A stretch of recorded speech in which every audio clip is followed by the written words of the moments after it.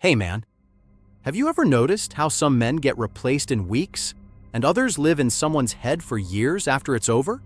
Some guys disappear from a woman's life and within a month there's a new name in the picture, like he was never even there. But other men leave a mark that doesn't fade. She compares everyone to him. She measures every new connection against a memory she can't shake. And bro, I used to wonder what the difference actually was. Was it looks? Was it money? Was it charm? I spent years thinking it was something I didn't have, until I realized the truth was almost the opposite of what I believed. So in this video, I'm going to break down exactly what makes a man impossible to replace, and why most guys are chasing the wrong thing to get there. Lesson 1. Being available isn't the same as being valuable. I used to think if I just showed up enough, if I was always reachable, always ready to talk, always first to respond, that would make me important to her. Bro, I was wrong. Being available made me convenient. It didn't make me valuable. And there's a difference between those two words that most men never learn until it's too late. Convenient is easy to find. Convenient is easy to replace. Convenient doesn't require anything special. It just requires showing up. I was showing up every day, texting first, rearranging my schedule, making myself accessible at every hour. And I thought that made me irreplaceable. It didn't. It made me predictable. It made me background noise. Because when you're always there, you stop being an event. You become a given. And things people take for granted are the easiest things to walk away from. Lesson 2. Anyone can replace a man who runs the same script everyone else runs. Here's something I didn't understand back then. Most men behave the exact same way in relationships. They text first. They over-explain themselves. They chase when things go quiet. They apologize just to keep the peace. They shrink their opinions to avoid conflict. Bro, if you're doing what every other man does, you're replaceable by definition, because she's seen that exact behavior before. Maybe not from you, but from someone else. The guy who chases is not unique. The guy who over-explains is not unique. The guy who begs for attention when it fades is not unique. There are 1,000 men running that same playbook right now. And when you run the same playbook as everyone else, you become interchangeable with everyone else. That's the part that hit me hardest. I wasn't losing to a better man. I was losing to my own predictability. I was so easy to read that I became easy to substitute. Lesson 3. What makes a man irreplaceable is specificity. Once I understood that, I started paying attention to men who actually were remembered, men who left a mark that didn't fade. And I noticed something. It was never about being the richest or the most attractive. It was about being specific. A specific way of speaking, a specific set of standards, a specific presence in a room, a specific discipline nobody else had the patience for. Specificity is what memory holds on to. Bro, think about it.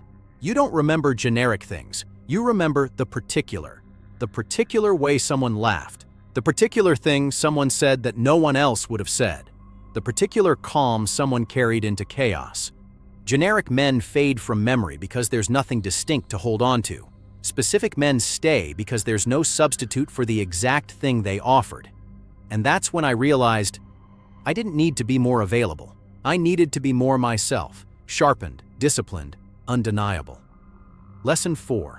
She wasn't replacing me. She was replacing a role I let myself become. This is the part that stings, but it's the truth. When she moved on so easily, it wasn't because I wasn't good enough as a person. It was because the role I was playing, the chaser, the overtexter, the guy always available, that role was easy to recast. Someone else could walk in and play the exact same part. Bro, that's the moment my ego took the hit it needed. Because I realized I hadn't given her a reason to see me as singular. I had given her a character she could replace with the next man willing to audition for the same role. And once I understood that, the anger I felt toward her started fading. Because it wasn't really about her. It was about the version of myself I had allowed to exist. I wasn't angry that she moved on. I was angry that I had made it so easy for her to. Here's where most men ruin it.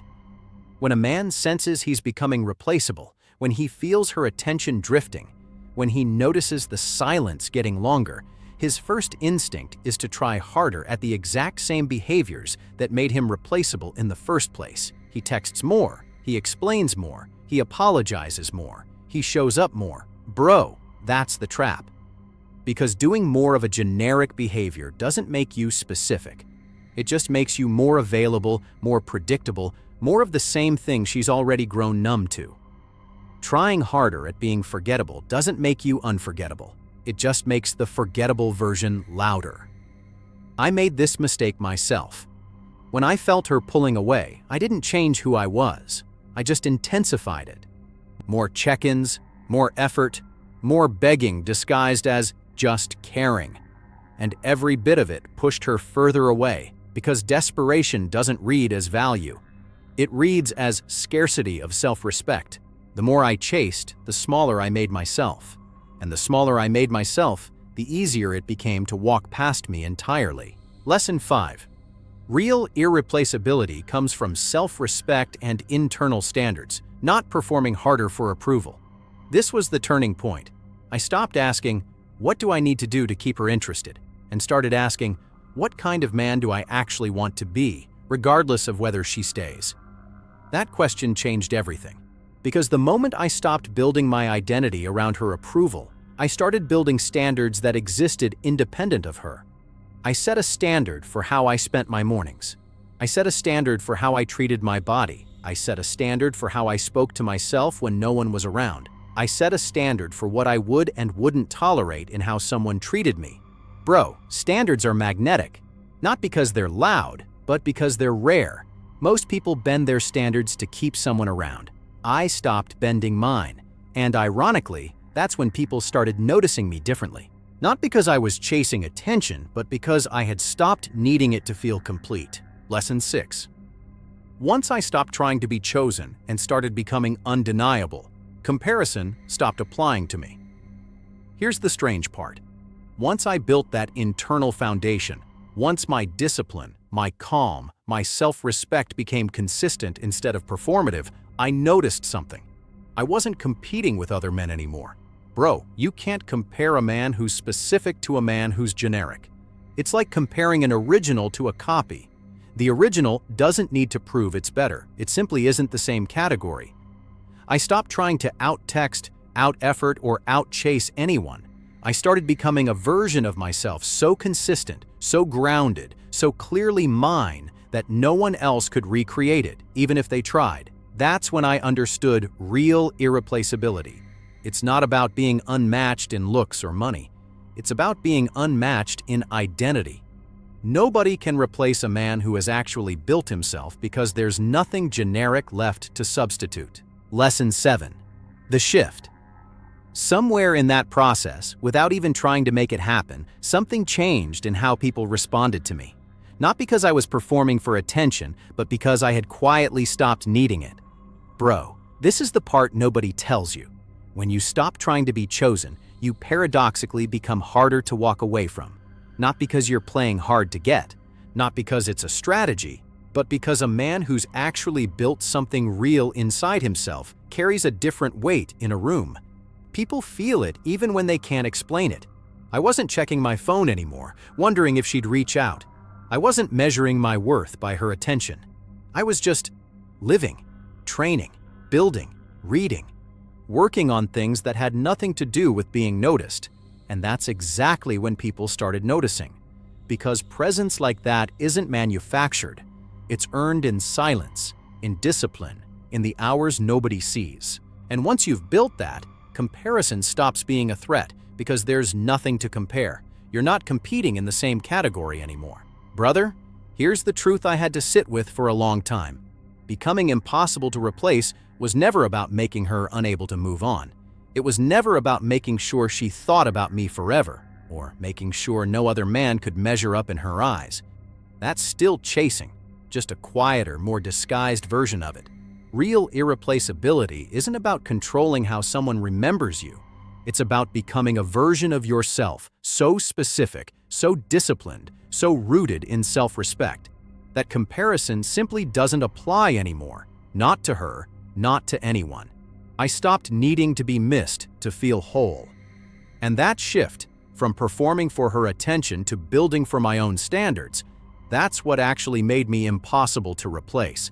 Not tricks, not games, not trying harder at the same tired behaviors, just becoming someone real enough that no substitute could ever fully stand in for him. So if you're sitting there right now wondering if you're replaceable, wondering if she's already moved on, wondering if someone else can just step into the space you left behind, stop asking that question. Start asking a better one. What kind of man am I actually becoming, independent of whether anyone stays? Because the moment you build that man, replacement stops being possible. Not because you controlled the outcome, because you became someone without an equivalent.